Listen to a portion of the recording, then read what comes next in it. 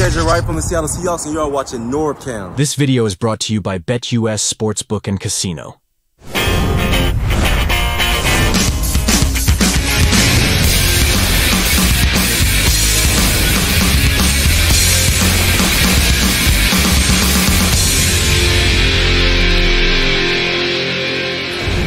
What's up, everybody? This is NorbCam coming at you with the first edition, bringing back Hawks Real Talk here in 2024. I want to thank our sponsor, BetUS Sportsbook and Casino, for making this video possible. We are going to break down what we just saw last week. Seahawks, the Broncos. We got the win, but there was certainly some things that were good, some things that were bad, and definitely some things that were ugly. Oh, so ugly. But we got the win. That's all that counts. But to break this down, we're going to bring the team of the Hawks Real Talk back together in 2024. Here they are. We've got Nick LeBeau. Nick LeBeau, what's going on? Make sure you guys are unmuted. All right. Yep. doing pretty good, Nick. It's good to see you, man. We got Sky High Aviation, Jose on the far right. Welcome back. Yeah, welcome back. It's been a hot minute. We've been trying to get things going for a while, and now we finally got the train going. Now that the season's beginning, I think you're gonna be seeing a lot of our faces, along with Cameron. He's not here tonight, but you're gonna be seeing a lot of our faces in the future. So yeah, I'm excited to be back. Yeah, get used to these faces right here, because you're gonna see definitely see a lot of them. Quick catch up it's been a while since we've done one. I know you guys are both doing the college thing. Nick LeBeau, just kind of give me the quick update as to how school is going for you now that you're into your what is this year's senior year? Senior year, just like my daughter Vanessa, entering the senior year. So yeah, college next year. But how's your senior year? Off to a good start so far? Yeah, no, it's been super exciting, and it's such a weird feeling, like everything just coming in, it's like your last time. But no, I'm enjoying it. It's been a good year so far, 2 weeks in. And have you picked out a college yet, or you at least got some places in mind? So still working on the applications, that kind of stuff. I don't have anything narrowed down to a specific college yet, but mainly looking along the West Coast at some schools. So I'll be staying state, or relatively local. Relatively local. But are you considering out of state as well? Oh, yeah. Okay, but mostly on the West Coast. All right. Yeah. That's cool. Now, Jose, entering your second year at North Dakota, right? Yep, University of North Dakota. Become a newly minted private pilot, working on instrument rating now. So if you want to come fly with me, I'll fly you away. So yeah, it's a lot of fun. Taking in all the last of the warm weather until we get into frigid temperatures until April. So and possibly beyond that. So it's exciting. That's exciting. One more year closer to becoming that airlines pilot. So one day I can hear you on the speaker doing your. Ladies and gentlemen, we're reaching our cruising altitude. So we got NorbCam in the back there, celebrity on board. So we're going to make sure we treat him with some extra special stuff and some champagne. And even though he's sitting in like last class, but that's okay, because this is my plan. Anyway, can't wait for that day. That's going to be great. All right, let's get into it. Let's just kind of we got some plays to break down of the past game, and then of course we will scout ahead a little bit on what we have. With our next opponent, as we take on the Patriots in week 2 on Sunday in Foxborough. But first, let's start with you, Nick. Just kind of give me your overall assessment of what you thought of the game on Sunday. You were at the game, right? Yes. Yeah. Super fun game to. Yeah, it was fun. It was rocking. So kind of give me your quick take on what your experience was and what you thought of the team. Yeah, no, I thought the that first half offensively was super rough, but the halftime adjustments proved to work. We got a win, which is always nice. And man, that defense was just electric. One of probably the best defensive game I've seen from us in a while. I mean, you look at the open field tackling, that was just so much more improved. Obviously getting turnovers, which is super important. And then overall, just kind of playing without missing a beat every drive, even when they didn't have any help from the offense. So overall, to get a win, to have the offense step up late in the game, it's a good way to start the season. Yeah, I have to agree. I had not been this excited about a Seahawks defense since like LOB times, right? So, Sky High, you must have watched this game on TV. from where you were at. What did you see in this game? That is correct. I did watch the game on TV. It was honestly leading up to it, I was excited. I was waiting, and then the moment finally came. It was a really refreshing game almost. And you guys mentioned that the atmosphere, the stadium was rocking, and I think the fans were really invested and felt like this is a time where we can turn the page and possibly build ourselves back up to a dominant football club again.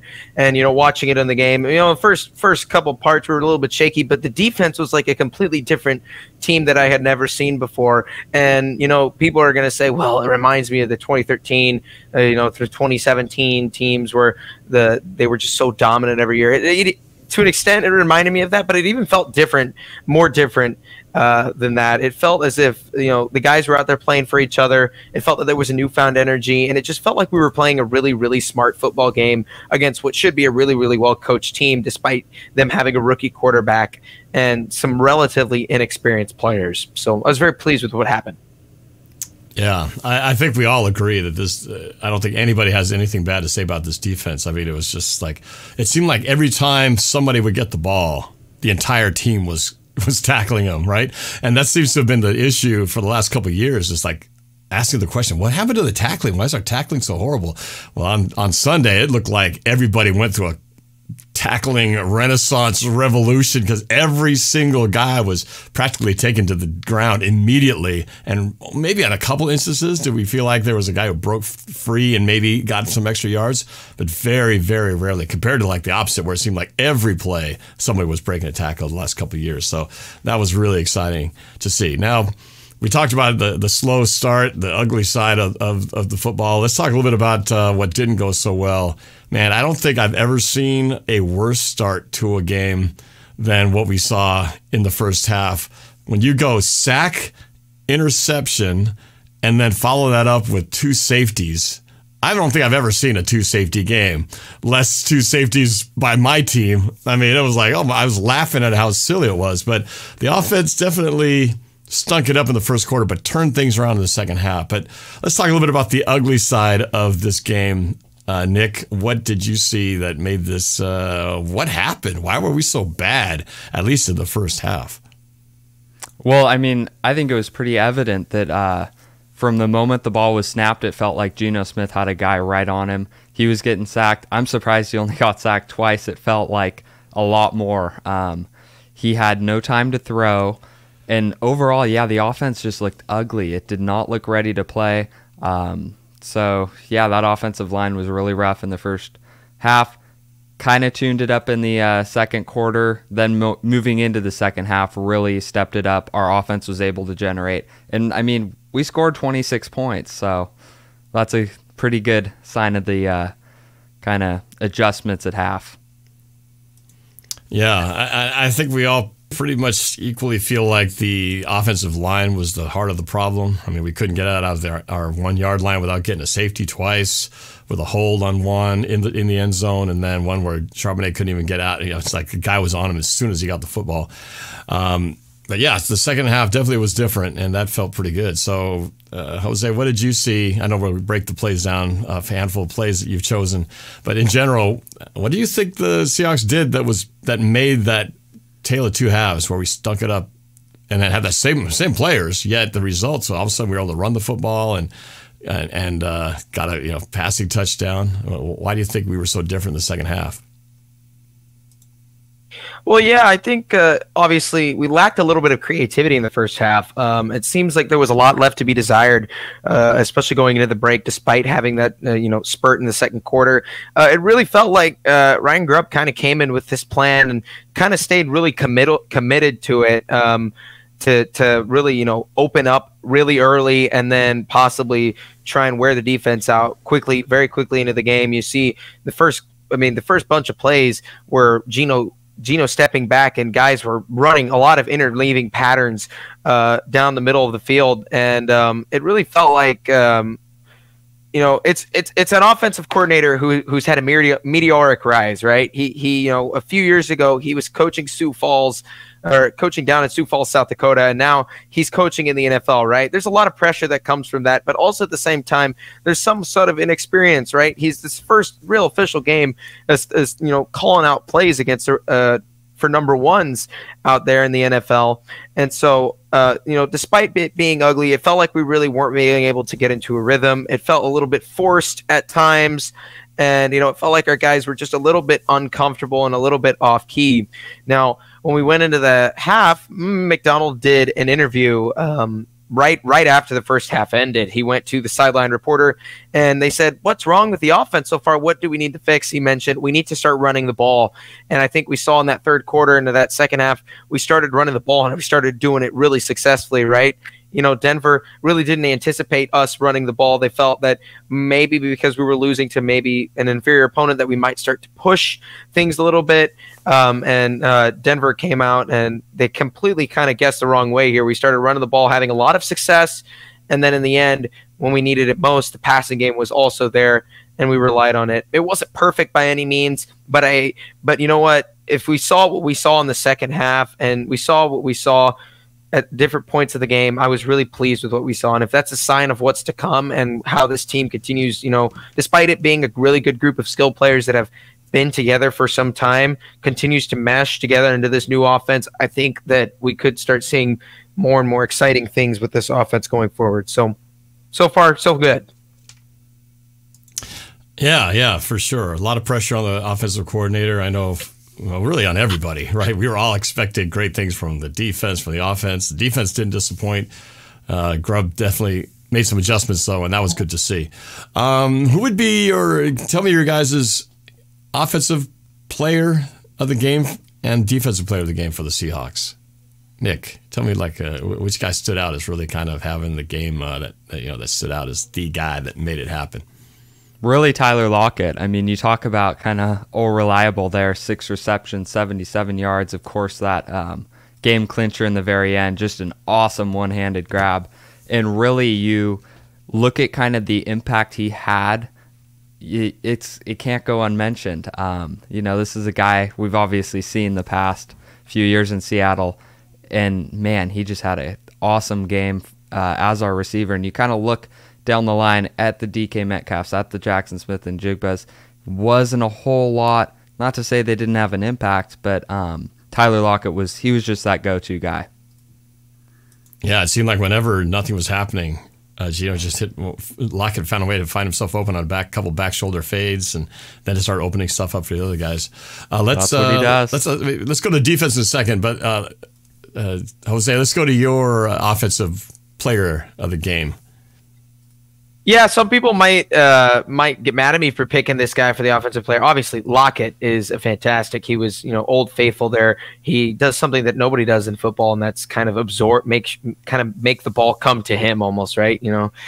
He's a really, really interesting case, and he shows that he can still produce at a high level. For me, the offensive player of the game, probably the guys that go unnoticed the most, and probably the guys that got the most flack after the game, is Charles Cross, our left tackle, who really seems to have taken a leap forward here after, I believe, what last year was his rookie season. But he seems to have taken somewhat of a leap here, and we're going to look at a lot of those plays tonight where Cross is highlighted as being a good, successful run protector and opening up gaps for Ken Walker, and a good, successful pass protector.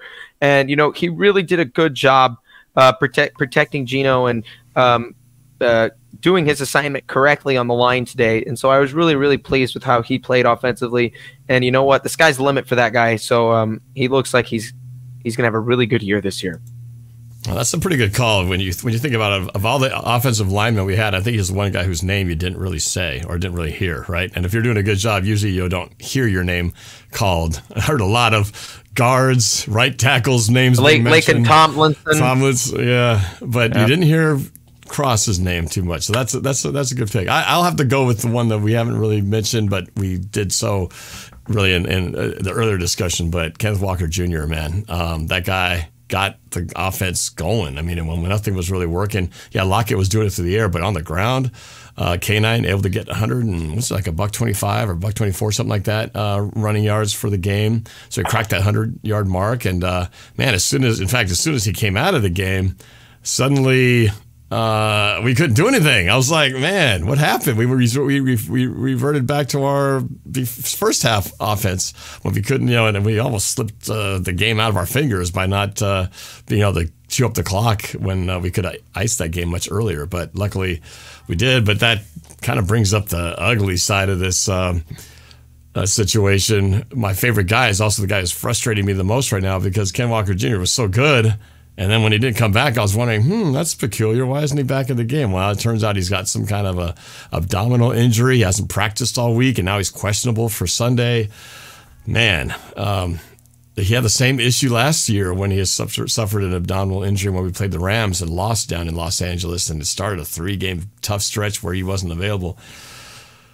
I don't know. How worried are you guys if we don't have K9, are we big trouble? Because I feel like we are. I don't know if Charbonnet can pick up where K9 left off, but I'm really concerned if he can't go, because he is my offensive player of the game.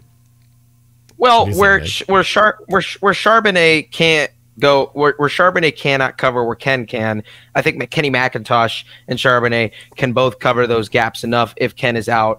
Ken, obviously, he said after the game he was good, which clearly by him not practicing all week means that he might not be good, but or maybe they're just being careful. Maybe they're just resting. Right. Him, right. Exactly. Might be that.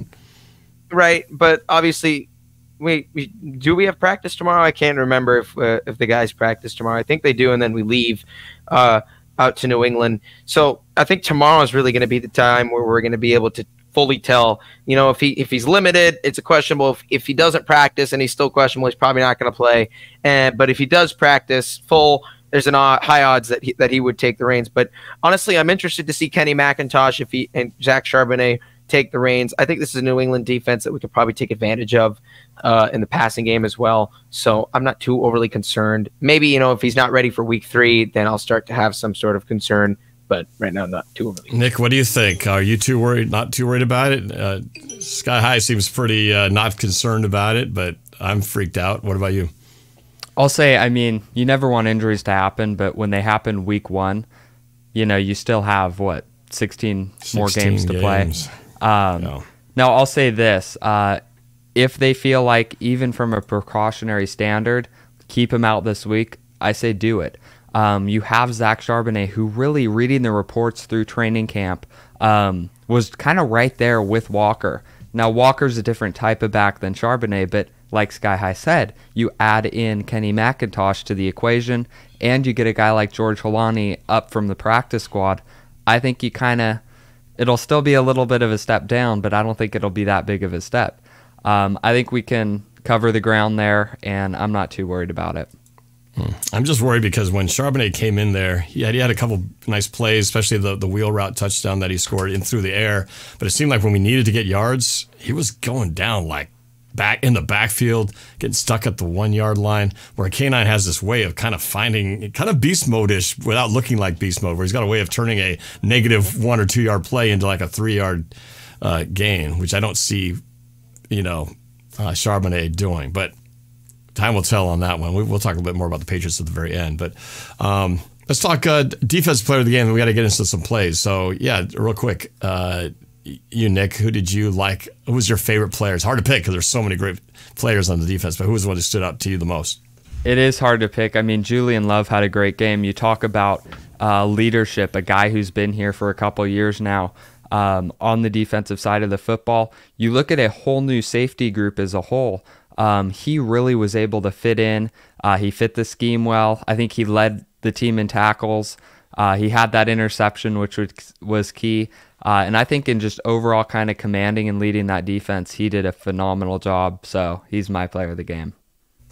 Nick, Sky High Aviation, how about you?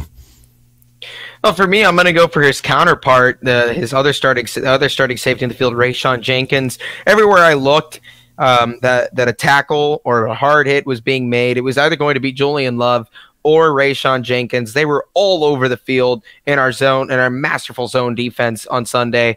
And he impressed me so much. I thought it was a really underrated signing when we snagged him from Jacksonville. And, he's just been so impressed. He was so impressive that game with his tackling ability, playing his zone correctly, not selling out, right? When you play zone, right, you can't, it's not playing man, right? You're sitting in your zone and the guy comes over, Bo Nix checks it down him, and you go and attack right then and there. And that's what he did exactly. And, he had a few tackles, he had a few good plays, and I expect him to have another good game come this Sunday. So I was very impressed with him. I love the fact that we have a hard time picking one, because that just means your defense is just but in every department. Yeah. Right? Because I was going to say Julian Love, but you took him. I could have said same thing for you, but I think for me, lots to choose from. I think I was going to say Reek Woolen, just because I was a little concerned about him in his third year, because he had his little slump last year and he looked really good, had a pick, we almost had 2 or 3 in that game. But I would probably say Tyrell Dodson, because all offseason and right up to the game, I was saying the biggest concern for me was the linebackers, because I thought we haven't seen them. They haven't played at all. One of them hadn't played all camp. And so I was really nervous that the linebackers were going to get exposed. And seeing Tyrell Dodson, man, that dude was everywhere. I was like, number 0 is there again. And he's just like, he's chasing out the sideline, covering in the middle. He's dropping back, almost had a pick. Should have had a pick, actually. Isn't that the one that hit him in the hands? And I was like, oh my God, dude. That's why you're not on the offense. But that's what was great. I thought he was, just because I was so afraid of what might happen, the way he rose up and eased all my fears. It was great. We could have named a whole bunch of guys. But yeah, let's go into the plays before this night runs too long on us. And I know, Sky High, you picked out a whole bunch. I have no idea. We haven't rehearsed this, so I'm excited to see what Sky High has put on the buffet table for us. So I'm going to let you take control here and bring up some plays, and let's see what you got. Buffet sounds so good right now. Oh, my goodness. It's so good to be back. Yes. Fear not. We have the teleprompter. It's back. It can make back in what I think is a pretty disgusting green. I like this one better. Obviously, if you've never seen this before, we got shapes. We got stuff. I can write your name. Blah blah blah. I can type. You got a cool tool. You got a cool tool. Let's get to the plays, shall we? Yeah. All right. So first play, we're just gonna we're gonna watch ourselves here. I have a circle bubble on Charles Cross, and this play is essentially, I don't want you to pay attention to what happens to Ken Walker here and what happens on the play. I want you to pay attention to what happens to Charles Cross, because this is part of the reason why I chose him as our offensive player of the game. So here we go. It's a little bit in slow motion as well, but you just it's a pancake. It's a pancake. Baby. That's a pancake in the end. And we're gonna see guys break and contain for Denver.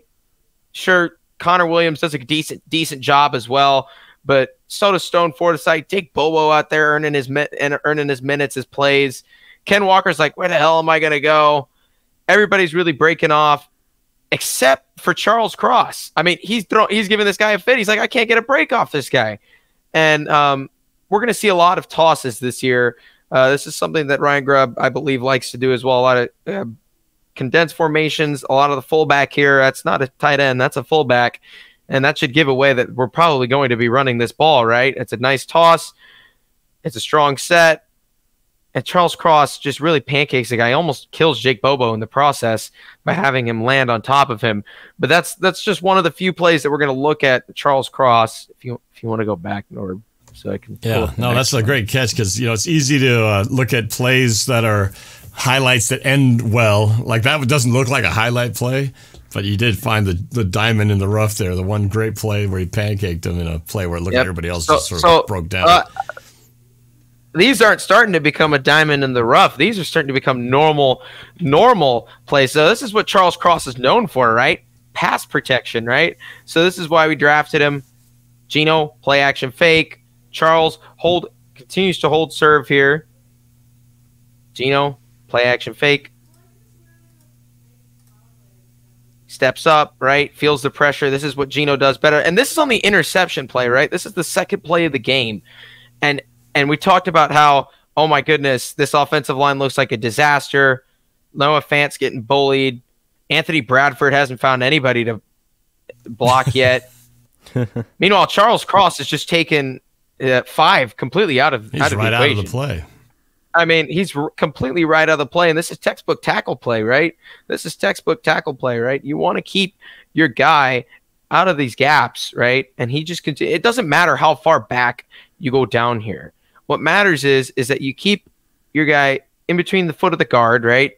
If you keep him in between the foot of the guard, all is going to be good, right? And the guard Tomlinson continues to stay inside of him, but he gets past him, right? But it's like a circle, right? We talk about a lot of you guys don't know, but playing offensive lineman, I've never played O-line in my life before, but it's like a revolving door, right? If guys come, if your tackle comes down here and is holding serve, automatically your guards are going to follow and the gap in the middle is going to open up, right? And either a throw is going to get made or you're going to run. And when you have that revolving door like that, it's rare in the NFL, and he makes him slip, right, that you have a tackle be able to stick with a defender, an edge rusher or linebacker through that revolving door, right, and provide time for Geno, right? Despite this, the other offensive linemen struggling,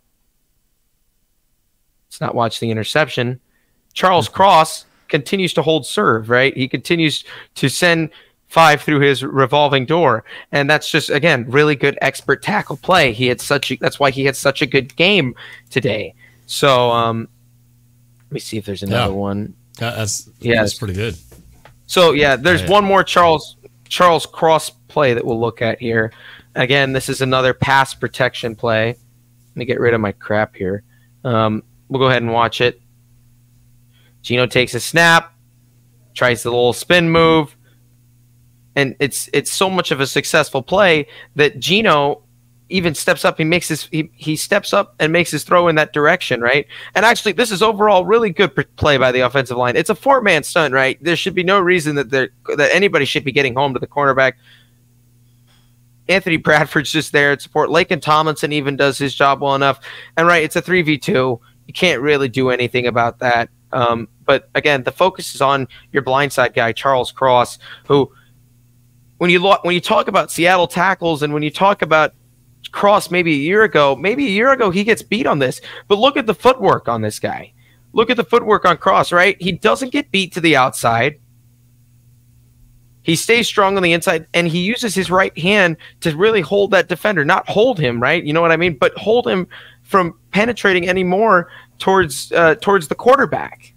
And I'm no expert in offensive line play, but that's all pro footwork right there, right? Some guys may roll their ankle on that. Some other guys may fall over, may lose their momentum, their integrity. But that's perfect from Charles Cross.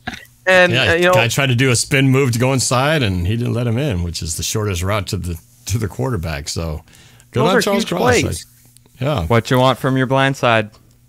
Exactly. At least somebody had a good day. So it wasn't a complete disaster. Exactly. All right, so we'll go to the exciting stuff now. I'm sorry if I was boring you. We're going to it's fascinating stuff.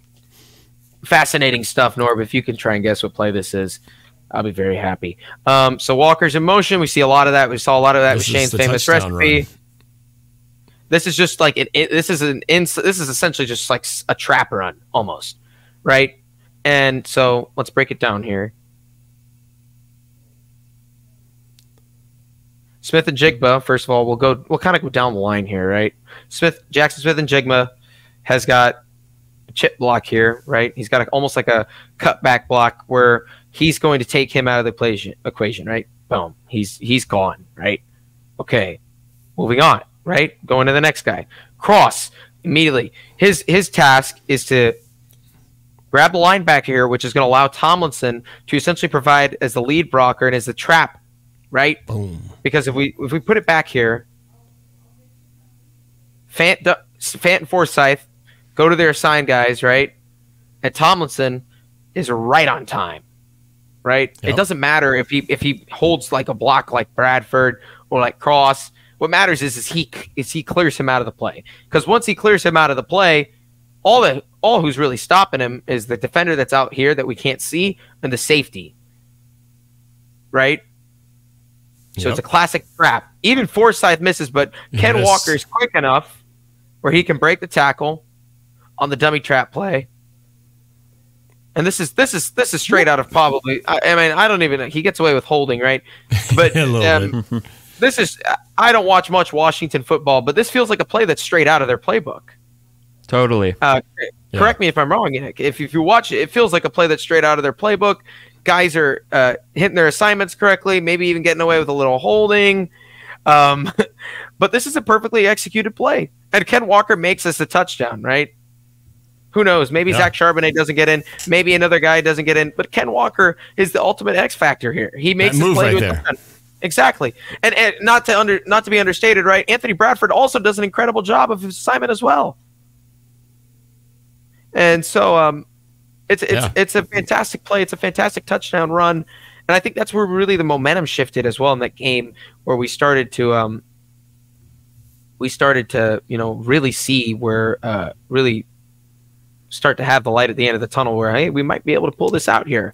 It feels like, it's like on that play, it comes down to one-on-one, right? Like everybody's pretty much got their guy, and he's one-on-one with was that the corner? Or that's not was not the linebacker that he had to break the tackle of? Might have been the linebacker and then a corner. I can't. Anyway, it's like Walker got through that one. Does Charbonnet make that juke and bounce outside? I don't know. Some tells me he gets tackled for a 3-yard gain. That's the difference between one running back to the next. But either way, great play. Perfect example. Definitely helped the game. All right, what you got next here? We can't be hating on Charbonnet. You know, he did some things. This almost looks like a Tampa 2 zone defense. What we're looking at here, and this is Norb. You said your play of the game was Tyrel Dodson, right? Yes, I did. Well, this play's just for him. So here we go. We'll let it play out. Dodson's acting as the middle linebacker. Seattle switches quickly, and it's a screen. It doesn't work. I mean, where the heck did he go? I'm sorry, I wasn't even paying attention. Right there. I mean, That's incredible. He reads it all the way. He reads it all the way. Witherspoon puts his hand in the air. He knows he's the nickel. Dodson reads it all the way. He knows that this is a screen. And first of all, he's far from the play. He's far, right? Let me pull out a circle. If you don't know where he is, he's right here. And he's far from the play, right? The safety's about to crash down and whatnot. He's far. He is not anywhere close. And he sheds off that block. He forces the running back to go back inside where defenders are, and he ends up making the tackle anyway. We'll get a good view of it this side. Sheds off that block, hooks the ankle. That's all you need to have right there. This is another play action, another screen. Read well, right? Now you've essentially got a 3-on-2. All that matters is one guy makes their assignment correctly. There you go. Boom. It's fantastic tackling. The same exact type of tackle. Yeah. How low he gets too. It's fantastic tackling, really. And I'm telling you right now, he actually gets blocked into it. Yeah, the blocker actually helped him make the tackle. Yeah, that should be a penalty. But obviously the refs are too blind to see a lot of things in this game. That's a textbook tackle, right? The statement never wavers in football. Everything changes in this game. But this statement will never change. The low man always wins, and that's a perfect example of him. Perfect example of Tyrel Dodson. Those were the plays I remember. That's what made me think, man, he's doing great. Because, like you said, came all the way from the inside linebacker position to fly out there, shed the block, and make the tackle before he could gain any yardage. But even if he doesn't make the tackle, maybe I don't know about the second one. The first one, though, the guys were right on him anyway. Because even if he didn't make it, I think a guy is going to hit him within a yard anyway. So, I mean, that's how good the pursuit was. So, it was great. Can't wait to see the next one. What you got cooking? Exactly. It's another Tyrel Dodson. This is him in pass coverage. Seahawks showing blitz. They send one. Typical Mike McDonald, right? There he is in coverage. Nix throws over the middle. Well, nope, he didn't throw over the middle. This is the fumble play as well. Oh, the fumble. The punch out by who's 24. And then we got so many new guys, so much overhaul. I know. Who is 24? It's Sean. But again, there's more to look at. The blitz also gets home, right? Wallace. We've got a successful pass win. That's it. Yeah, exactly. We've got a successful Wallace I was impressed with as well. We've got a successful pass rush win, right? You see 4 guys that are off their blocks. Nix gets decked. Fumble, grab the ball. I want to see Mike Look McDonald. on the right flat. Is that dude wide open, or is that? It looks like they could have had some yardage if they went to the right side. That Yeah, dude he's right wide there, open. at the 50-yard line, right? Yep, right here. Looks But like that's also part of having. That's also part of having a rookie quarterback, right? You know, Yeah. they don't see everything. This isn't a good throw to make, but regardless, he may not even get the first down with the way their guys are tackling if you throw that to that side. So It wasn't a bad play because really, if he didn't hit the ball, he probably gets past that defender and goes for another 10, for 15 yards because it's the fact that the ball got knocked out. He didn't get tackled; he got the ball knocked out of his hands. That's what turned that thing around. So it's good swatting of the ball to knock that thing loose.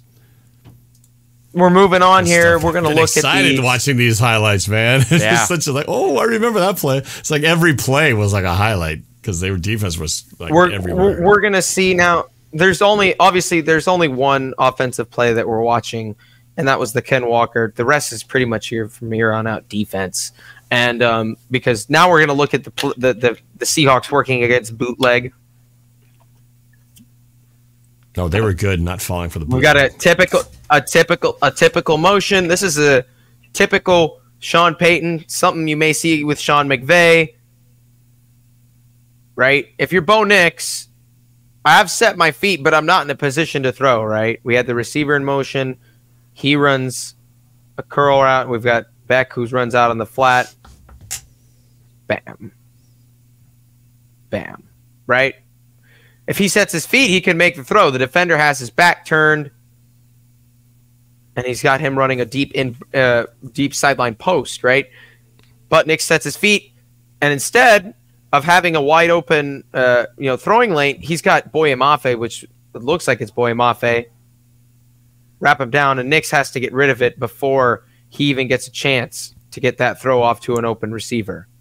We'll look at it again. In motion to shift the linebackers, play him to the opposite side. That's Derek Hall, actually. Nix has no time. I mean, he knows that there's guys that are open. He just tries to get this. I mean, it's absolutely that no crosser, time. Yeah, that crosser at midfield. That's like a play the 49ers like constantly always have, like Brandon Ayuk crossing over. But yeah, exactly. Samuel, but if you're Sean, always wide open. If you're Sean Payton, this is infuriating. Like these plays are the ones that are supposed to work, but Seattle just you have no answer for it. Seattle is snuffing out it completely. And so we'll go here to the that was a great play. That was a great play by Hall to not fall for the bootleg and to be in his face, because otherwise, if he just rolls out there, that's an easy pitch and catch for 20 yards down the field. Right. So we'll go to this is Denver's first drive after the interception, right? It's tough to send your defense out there after a turnover, but what's even more important is that they hold serve, another play action. We send our receiver home, right? Julian Love, he's got his man here, right? If you throw it now, you might have a chance, but instead Nix has got to run. He sells out, and it's incomplete, right? And again, that's part of having a rookie quarterback, but it's also part of having a fast defense. Look at everybody. Look at the pursuit of the ball, and look at Tyrel Dotson recognizing that Nix has already set his mind. He can't make this throw. He's going to have to run or pass it, and he sees Dotson come right into his view at the end, and he's forced to make that pass or give up the sack. There's Dotson right there. Who was the defender? Was that Hall again? With the defender in his face, who jumps up in the air as he's. That actually looks like Boye. That looks like Boye Mafe. It is Boye Mafe. Oh, it's Mafe. Okay, it is Boye Mafe. Mafe was, man. That dude has been very all over the place. I mean, even in preseason, you look at that Mafe play, just chasing guys down. You look at that play, you see even Leonard Williams was hauling ass completely. So, I mean, look at him. And so they all have the angle there. And Seattle really compresses Bo Nix essentially to the numbers, from the numbers to the sideline there. So, again, even better from showing off the speed of this defense. This is kind of alludes to the way that Mike Macdonald coaches, because one of the things that happened during training camp is he was getting on guys saying, why aren't you hustling to the ball? Like when you're the away play guy, because, it's easy to go, that's not my play. But I think he was kind of re-emphasizing that message that you got to be hustling to the ball no matter where you're at.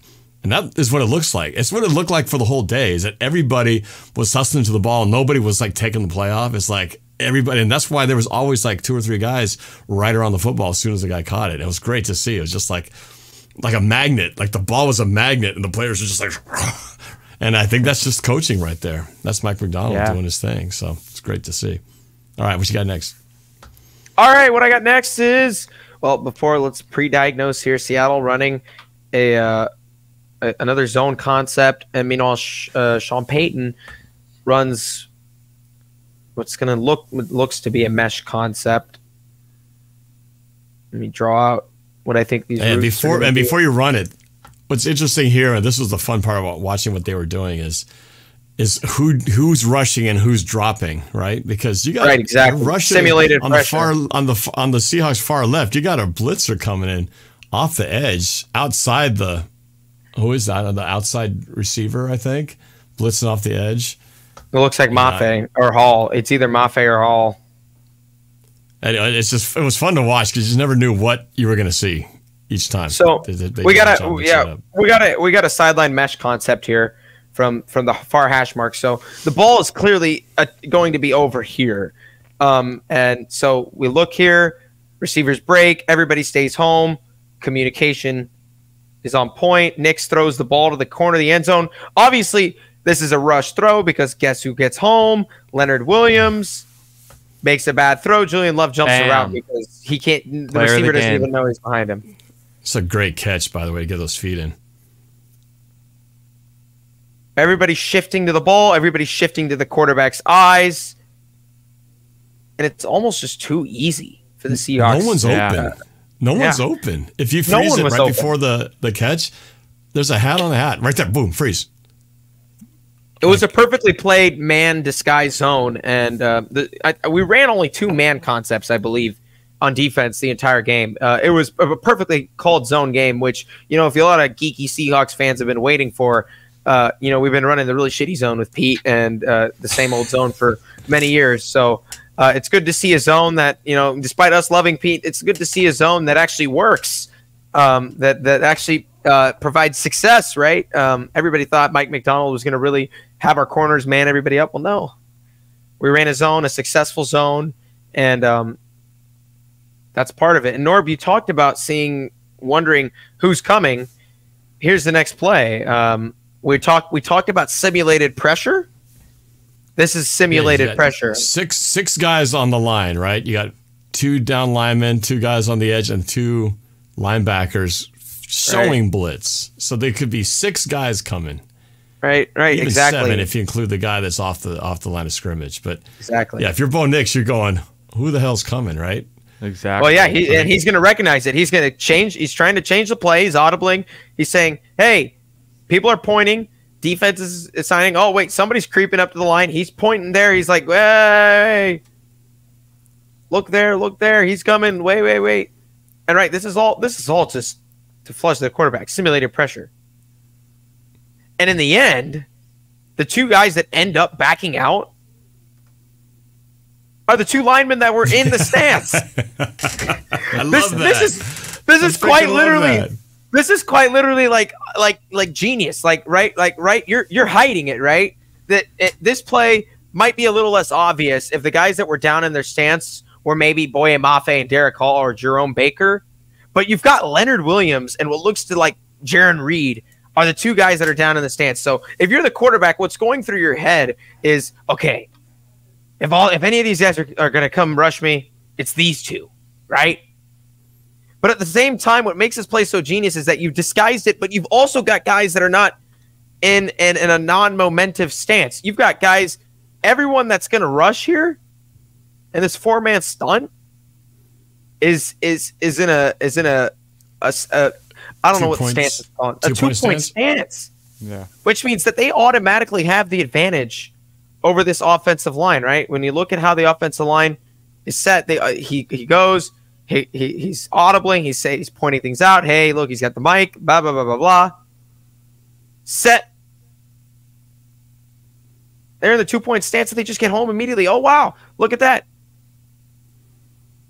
Even Witherspoon comes as well, and it's just a disaster. It's a sack because he went out of bounds before the line of scrimmage.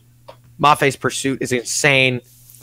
You know what's cool about that too is that the two guys who drop, they step forward first. So if you're a lineman, you're thinking they're coming, right? Yeah.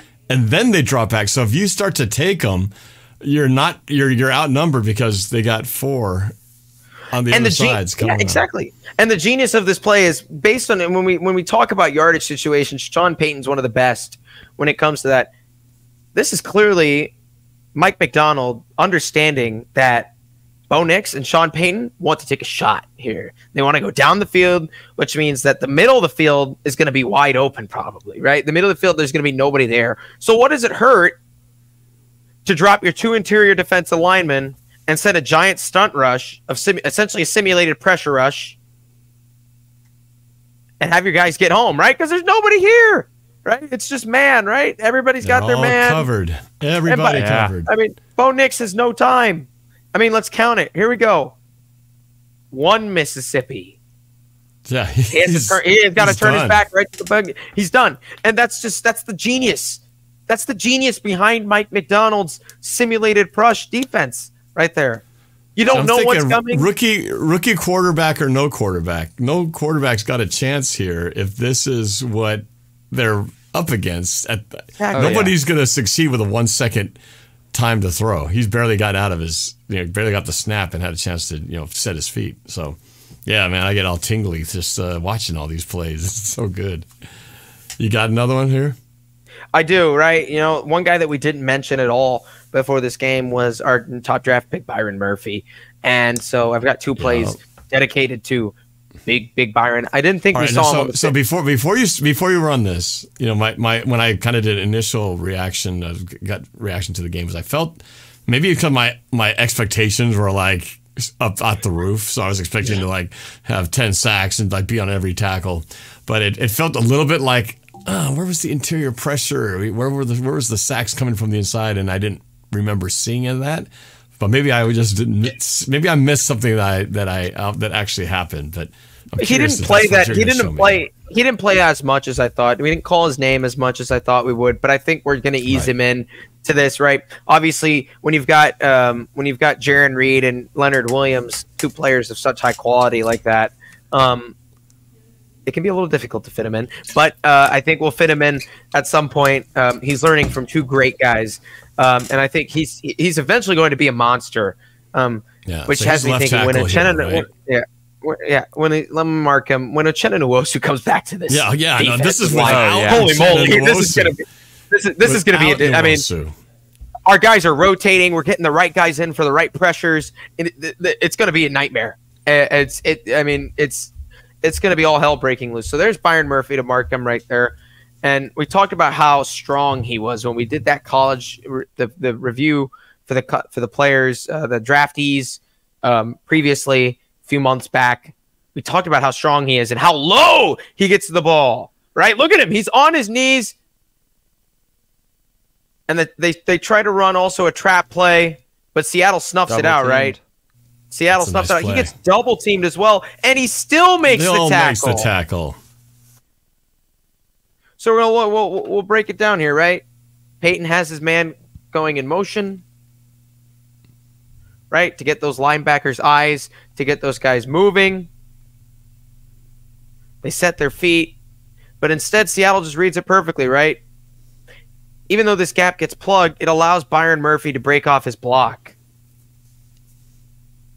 And he breaks off his block perfectly. And because, again, like I said, and I guarantee you I said this, when we reviewed his film a few months back, the lower man always wins. And you see how low he is. If we put it back like a second, right there, you see how low he is right there. If he grabs holding your body weight, you're just going down. There's nothing. There's nothing that's going to stop him. You're going down, and that's just a fantastic play, right? Those are plays that nobody's going to really think, oh, that was a that was awesome. Like a Let's do that again. 1 yard gain, right? But those are the plays that are important. That's the impact that he's going to make. And when they stop double teaming him because they had to worry about Uchenna Nwosu, Boye Mafe, Leonard Williams, Jaron Reed, it's when he's really going to start getting dangerous at that point, right? He is the one. He's a guy that I will use on this team. He's a player that I would say is dangerous. You do not want to mess with him. He is a very, very dangerous guy. This was the most fun watching the defense play. And exactly. I feel like in like 9 years. By far. Right? When it was LOB, it was fun, right? You almost wanted to not have the ball because you're like, oh, offense, get off the field. I want to watch the defense some more, right? Because you knew Earl Thomas was going to do something. Richard Sherman's going to get an interception or something. The line's going to get pressure, and Cam Chancellor's going to light somebody up. And now it's like kind of the same feeling like, come on, D, let's get back out there so we're going to have some fun. In recent years, it's like, oh, God, the defense has to go back out there, right? And now it feels like you can't wait to see those guys. And they look like they're having fun, which is awesome because we've been missing that for a while now. All right, what you got? So this is our last play. This is our last play. I promise next week we'll look more at the offense as long as they do good. But this is our last play, right? We've got more rotational guys, and I don't even know who the hell 94 is. Mike Morris. Mike Morris is not white. Okay. Mike Morris is not white, Nick. Light complexion there. No, I've seen a picture of Mike Morris. He did not look like that. Yeah. So all right. Well, this is pass play here. And again, even Bo Nix is getting pressured. Boye Mafe and 94, whoever the hell that is, gets home. He misses a tackle. But I mean, he's just like, it's almost like made you look, slap you back. I got you, G. Slap him right in the back of the neck. The footwork. I mean, look how many steps. 1, 2, 3, 4, 5, 6, 7, and he's beat him. He's beat him completely in 7 steps. That's fantastic footwork. Somebody's been hitting the ladder to improve that footwork. Look at that. Yeah, and his eyes the entire time, right? We talk about how the lower man wins. Not in this case. His eyes the entire time are on the quarterback. He's like, get out my way. Get out my way. Right? And the gap is naturally there for him. The B gap is naturally there for him to go through. If you watch, the B gap is naturally there to go to him. It's just tailor-made for him, right? They can't double-team him on that play because then I'll have a free rusher. And he just gets right back. And that's 12s. If you want to see what's assigned to come on this team, become somewhat dominant, that is what's going to happen. Bo Nix is even lucky. Even though 91 wasn't getting the sacks, getting a bunch of TFLs, he was impacting the game in ways where we didn't see it directly. His numbers being called. Man, Bo Nix is lucky that he's fast. You know, come time to face a guy like Daniel Jones, if he's not hurt or taken out by them, might be a little rough. Come time when we got to play Aaron Rodgers, when we got to play, I might even say Matthew Stafford. When you got to play a guy like Matthew Stafford, when you got to play Aaron Rodgers, I'm starting to blank on who else we're playing this year. Purdy. Brock Purdy, even Brock Purdy. Brock Purdy's an elusive guy, but he's not fast, right? He's not a super fast guy. Nix is an elusive runner. He's a fast guy. Josh Allen, we're going to see him play tonight. Josh Allen, right? Josh Allen's playing right now, right? But those are guys that we're going to have success against when you're winning against a top 10 O-line like Denver, where they spent lots of money to pay and protect Bo Nix, and we're winning against their guys. So that'll do it for film. There's a lot to look forward to, and I promise you, if you thought the first game for the defense was good, I can tell you what, the sky's the limit for this team. It's going to get a lot better. You know, I had a feeling that Mike McDonald would turn these guys. You know, everybody's like, why aren't we signing a really good linebacker like Patrick Queen? We don't need to. We don't need to. We're bringing in the right guys. Development. All right. Well, you got me excited, but then the skeptical part of me says, well, it's just one game. It's just one game. Let's see it again. And we are going to see that again, this time on the road in Foxborough to take on our good friends, the New England Patriots. So let's talk real quick about what we expect from this game. Surprisingly, they got the win over Cincinnati. I didn't watch any of that game, so I don't know how they did it, but they did get the win, so they're 1-0 as well. Cincinnati just terrible. And right now, it's Seahawks are favored by 3.5, I believe, which is pretty good being on the road. But let's go to Nick. Tell me your anticipation of what you expect to see in this matchup. Who wins this game on Sunday? Tell me about it. Well, I'm going to go with the Hawks. I'll save my kind of score prediction for later, but really what you need to have to win is we need to stop Ramondre Stevenson. That's kind of the core of their offense. You look at their receiving game, not a whole lot of names on there. Ramondre Stevenson's that guy. The offense runs through him. What they did last week that helped them win is they were limiting the pressures, limiting the sacks.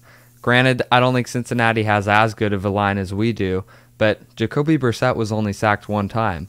And you kind of go back to what Jose was saying earlier about the elusive quarterbacks. Jacoby Brissett's not that guy. I think this is a game where we can be set up to win. At least defensively, it's got to be pressuring the quarterback. It's got to be staying firm on the defensive line, not giving up those rushing yards. And then moving to the offensive side of the football for us, their defense has lost a good number of players, but it's New England. They always kind of are coming to play defensively, so it's continuing. The guards need to step up, and this time from the first snap rather than the second half. Offensive line as a whole, we got to see what Charles Cross was doing last week and kind of move that forward, give Geno the protection. That way, we can let Ryan Grubb scheme and do what he does well, which is, getting the ball out to the receivers. So I think we have a really good shot to win. Just got to stay well on the defensive line and offensive line. It's in the trenches. All right, you can go ahead and give me your score prediction. What happens? Yeah, so I will say the Seahawks will win. Little lower than we might anticipate, kind of a defensive game. We'll go 24-17, Seattle. Okay, 24-17. All right, Sky High. You're renowned for your predictions of games. I haven't heard one in a while. What do you got? Seahawks, Patriots, and Foxborough. Talk to me. It's gonna be good. It's gonna be good. First of all, I'll give you my keys to the game before we get to the main event. Honestly, Nick said it pretty well. This is going to be a pesky New England team that we're going to probably have to face. I think defensively we're going to have success, a lot of success, so much to say that I think we hold New England to a certain amount of points that will be revealed in just a second. But I think we're going to have success pressuring. I think the defense is going to have success. Offense, I think, is a game where they need to figure it out, regardless if Ken Walker is there or not. It's going to be tougher if Ken is out, right? But I think the key to success against this pesky team is to open it up, really throwing just a little bit, right? Get some screenplays going, get some short passing, some quick inside runs, some quick pitches, some zone, and then really start to open it up in that into the second and third stages of the game. And then really there, I think we'll be able to possibly start piling it on. But obviously, something that I also wish for is the 10 a.m. game success that we have brought with us, that Coach Carroll was a master of when he was the coach. So I hope that that remains the same when we are with Mike McDonald. And I just read that Malcolm Butler, I know that's a curse word in Seattle, but Malcolm Butler is going to be doing some sort of pregame festivity for this game. So, feast your eyes if he is shown on the broadcast if you're watching that game, because you know what, I can't watch that play. It makes me vomit. But back to the prediction. If we can open up this passing game and really lean on it, because we've got a great set of skill players. Like, come on, we got Noah Fant, we got Smith and Jigba, we've got Metcalf, Lockett, Bobo, we got Chenault, Derek Young. These are guys that we can lean on when, especially, we're not at our best in the run game. I think we need to open up short passing, get it going there. And now for my favorite score prediction. I really didn't have much prepared, but I promise you, week 3, it'll be a whole production. You just trust me. But in a flattering game, in the return of Malcolm Butler to Gillette the best a man can get stadium. In the home of Boston Lobsters, I think the Seahawks will start off a little bit slow. Geno will find his footing like a little pigeon. Right? He'll wave his little feet. I think by halftime the score will be 17-3. Actually, 14-3. 17's a little too high, ambitious. And by the fourth quarter, the Seahawks will have opened up a 24-10 lead over the New England Patriots. And with 3 minutes to go, Jason Myers will make a 53-yard field goal to make it 27-3. And then New England goes down and scores a garbage time touchdown. Jacoby Brissett will be picked 3 times, and he will also be picked at the 1-yard line, preceding which it will be picked off by none other than Devon Witherspoon, who will show the bird to Malcolm Butler and tell him that he is the real cornerback because Malcolm Butler is a fluke. Super Bowl 49 was a fluke. We all know those Patriots cheated. They're a bunch of cheaters. They deflated the balls. They're a bunch of lying old cheaters. And I'm telling you right now, it's going to be a 27-10 Seattle Seahawks victory. And in the end, they dedicate the game to Nick LeBeau, who's their #1 fan. So that's my prediction. And yeah, Tyler Parcher, don't make me forget you as well. Just had to say his name. Well, for a guy who didn't have a production ready, you still made it a production. Gotta be Oh, don't worry. It's going to be a production next time. Don't worry. Oh, I loved it. All right. Well, I guess that leaves me. So I'm not going to be able to be as dramatic as you, but I feel like it's going to be... Don't you have the music video? Oh, I should just have the music video, shouldn't I? Yeah. Well, I guess like I'm just going to edit this. All right. Well, I'm going to kind of do my... I'm going to just do my little breakdown, and then I'll play it for you. And you can There you go. Let the music speak for itself. But when I made the music video, I didn't have this view of what the Seahawks team looked like in game 1. So I didn't have all the information when I made the music video. So either way, I think now that I do have a little more information to process, I think it's still going to be kind of a tight game initially because we are on the road. We might not have Ken Walker. Uchenna Nwosu is still out. And I don't know, Patriots did something right to beat Cincinnati in their home court. So it looked like they were kind of like us. Like they leaned on the run to get their offense going. The quarterback really didn't do much. In fact, I think Brissett threw less than Geno did. And Geno didn't exactly have a light him up kind of day. So it was definitely a ground game with a lot of defense being played.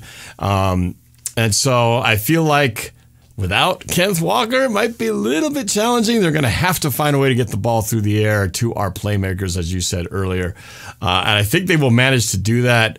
I can't see our offensive line playing any worse than they did in the first game. I mean, they could prove me wrong, but I mean, it doesn't get much worse than what we saw. So I'd like to think they're going to be a little bit better, hopefully. And that Ryan Grubb will also have some different ideas of how to start this, knowing that he's seeing the line at its worst.